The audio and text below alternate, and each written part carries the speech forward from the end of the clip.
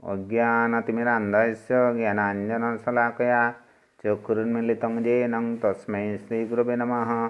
ॐ अखण्डमण्डलाकारं व्याप्तं येन चराचरं तत्पदं दर्शितं येन तस्मै श्रीगुरवे नमः। ओम नमो भगवते वासुदेवाय।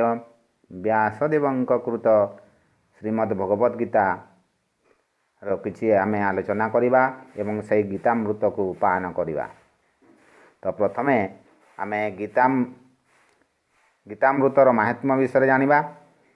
सर्वोपनिषद गावो दुग्धा गोपाल नंदन पार्थो वत्स सुधीर्भुक्ता दुग्धं गीतामृतं महत्।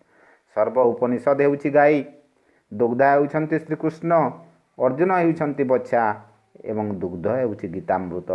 समस्त सुधी सज्जन वृंद हेउछन्ति तार भोक्ता। एठारे समग्र मानव समाज से गीतामृतर भोक्ता हेबा कथा, किंतु त्रिगुण माया सत्परज तम मध्यरु तमगुणी निजर अज्ञान अहंकार एवं ज्ञानाभिमान वशतः आत्माभिमान वशतः गीतामृत पानरु वंचित हुए। महापापाति पापानि गीताध्यानं करोति चेत न किंचित स्पृश्यते तस्य नलिन्दल संभवा। जे गीता पाठ करे बा श्रवण करे पद्मपत्र जल परी ताकू पाप स्पर्श करिपारे नाही।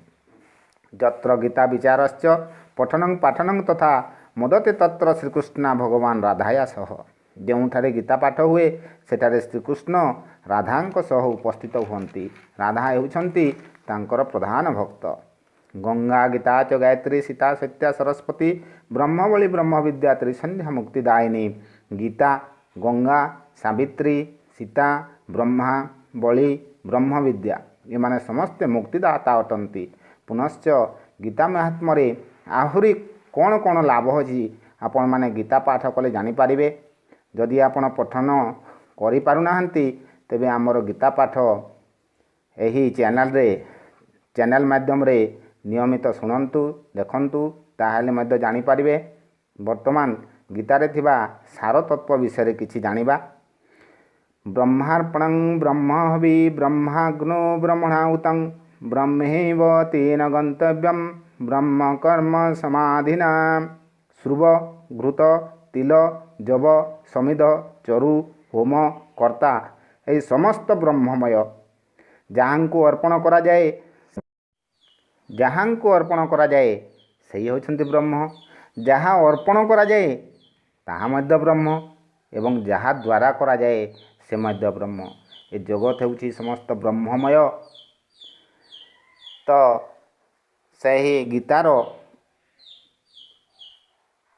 सार तत्व हेउछि समस्त हेउछन्ति ब्रह्ममय। गीतारे 18टी अध्याय अछि। अष्टादश योग विषय कहा जाइछि। एठारे योग कहले कोन बुझिबा। योग अर्थात मिश्रण परमात्मा और आत्मार मिलन ही योग। एठारे कर्मयोग ज्ञान योग भक्ति योग इत्यादि अच्छी। समस्त विषय किछि सम्यक धारणा करिबा। प्रथमे कर्मयोग विषय किछि जानिबा।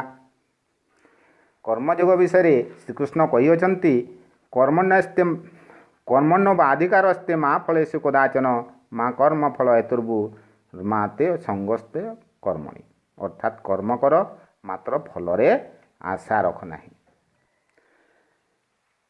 कर्म करिबा किंतु फलरे आशा रखिबा नाही। किंतु कर्म कौन से विषय वर्तमान जानिबा। किं कर्म किम कर्मेति कवय पत्र मोहिता तत्ते कर्म प्रवक्ष्यामि यज्ञात्वा मोक्षस्य सुवात्। कर्मण्य ह्योपि बोधव्यं च विकर्मणः अकर्मणश्च बोधव्यं गहना कर्मण गतिः। कर्मण्य कर्मजः पश्येद अकर्मणि च कर्मजः स बुद्धिमान मनुष्येषु संयुक्तः कृष्ण कर्मकृ। कर्म कौन अकर्म कौन विकर्म कौन ताकू जानिबा।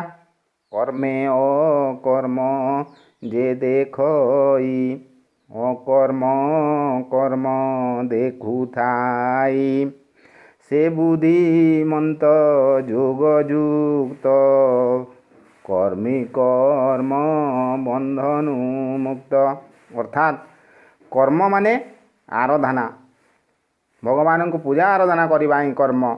भगवान को पूजा सेवा करवा ही कर्म। हेले भगवान को पूजा करी करी जेते बेले कर्मटी मो द्वारा हेउ नाही सही ପରମ ବ୍ରହ୍ମ ହିଁ ତାଙ୍କ ଦ୍ୱାରା ସେଇ କର୍ମ ହେଉଛି ବା ସେଇ ପୂଜା ହେଉଛି ବୋଲି ଆମର ଭାବନା ଆସିବ। ସେତେବେଳେ ହିଁ ଆମର କର୍ମଟା ଠିକ୍ ବାଟରେ ଚାଲୁଛି ବୋଲି ବୁଝିବା। ମୁଁ କରୁନାହିଁ, ସେଇ ବ୍ରହ୍ମ ହିଁ କରୁଛନ୍ତି, ବୁଝିବା ହିଁ ଅକର୍ମ। କର୍ମ ଏବଂ ଅକର୍ମ ଏଇଟା ମୂଳ ତତ୍ତ୍ୱ। ପୁନଶ୍ଚ ଯେଉଁମାନେ ଜ୍ଞାନାଗ୍ନିରେ ନିଜ କର୍ମକୁ ଦଗ୍ଧ କରିସାରିଛନ୍ତି, ଇନ୍ଦ୍ରିୟ ସମୂହକୁ ଜିତି ସାରିଛନ୍ତି, ସେମାନେ ହେଲେ ଜ୍ଞାନୀ ମୁନି ଋଷିଗଣ। ସେମାନେ ଯାହାଙ୍କୁ ପାଇବା କଥା ପାଇସାରିଛନ୍ତି, ଆଉ ପାଇବାର କିଛି ବାକି ନାହିଁ। ତଥାପି ସଂସାର ଲୋକଙ୍କୁ ବୁଝାଇବା ପାଇଁ ଓ ଶିକ୍ଷା ଦେବା ପାଇଁ କର୍ମ କରିଥାନ୍ତି। ସେହି କର୍ମକୁ ବିକର୍ମ ବୋଲି ବୁଝିବା। ଯେପରି ଶୁଦ୍ଧ ଓ ବିଶୁଦ୍ଧ। ବିଶୁଦ୍ଧ କହିଲେ କ'ଣ ବୁଝିବା? ଅତ୍ୟନ୍ତ ଶୁଦ୍ଧ। ସେହିପରି ବିକର୍ମ ମାନେ ବିଶୁଦ୍ଧ କର୍ମ। ବର୍ତ୍ତମାନ ଜ୍ଞାନ ଯୋଗ ବିଷୟରେ ସମ୍ୟକ୍ ଧାରଣା କରିବା। ଶ୍ରେୟାନ୍ ଦ୍ରବ୍ୟମୟାଯଜ୍ଞାତ୍ ଜ୍ଞାନ ଯଜ୍ଞ ପରନ୍ତପ ସର୍ବକର୍ମାଖିଳଂ ପାର୍ଥଂ ଜ୍ଞାନେ ପରିସମାପ୍ୟତେ ତଦ୍ବିଧି ପ୍ରଣିପାତେନ ପରିପ୍ରଶ୍ନେନ ସେବୟା ଉପଦେକ୍ଷନ୍ତି te ଜ୍ଞାନଂ ଜ୍ଞାନିନସ୍ତତ୍ତ୍ୱଦର୍ଶିନଃ ଯଜ୍ଜ୍ଞାତ୍ପାନ ପୁନର୍ମୋହ ମେ ଏବଂ ଯାସ୍ୟସି ପାଣ୍ଡବ ଯେନ ଭୂତାନ୍ୟ ଶେଷେଣ ଭୈକ୍ଷସ୍ୟାତ୍ମନଥୋ ମୟି ଅପି ଚେଦସି ପାପିଭ୍ୟଃ ସର୍ବେଭ୍ୟଃ ପାପକୃତ୍ତମଃ ସର୍ବଜ୍ଞାନପ୍ଲବେନୈବ ବୃଜିନଂ ସନ୍ତରିଷ୍ୟସି ଯଥେଧାଂସି ସମୁଦଗ୍ନି ଭସ୍ମସାତ୍ କୁରୁତେର୍ଜୁନ ଜ୍ଞାନାଗ୍ନେଃ ସର୍ବକର୍ମାଣି ଭସ୍ମସାତ୍ କୁରୁତେ ତଥା न हि ज्ञानेन सदृशं पवित्रमिह विद्यते तत्स्वयं जोग संसिद्धः कालेनात्मनि विन्दति श्रद्धावान् लभते ज्ञानं तत्परं सजितेन्द्रियः ज्ञानं लब्धा परां शान्तिम् अचिरेणाधिगच्छति द्रव्ययज्ञ ठारू ज्ञानयज्ञ श्रेष्ठ सर्वकर्म सर्वपाप सर्व अज्ञान अंधकार समस्त ज्ञान रे परिसमाप्ति घटे सही ज्ञान को जड़े तत्पदर्शी ठारू पाई परिबा जड़े सद्गुरु ठारू पाई परिबा जो ज्ञान पाइले आउ पुनः मोह हेब नाही आउ किछि पाइबार बाकी रही जीव नाही समस्त पापी मानक मध्यरे अग्रगणी हेले मध्य ज्ञान जोगरे समाप्त हुए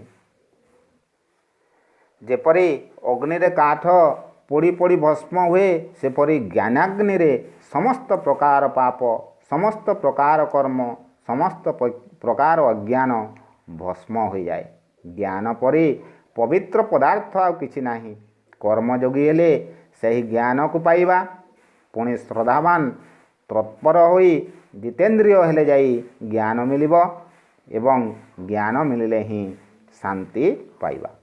वर्तमान भक्ति योग विषय किछि आलोचना करिबा।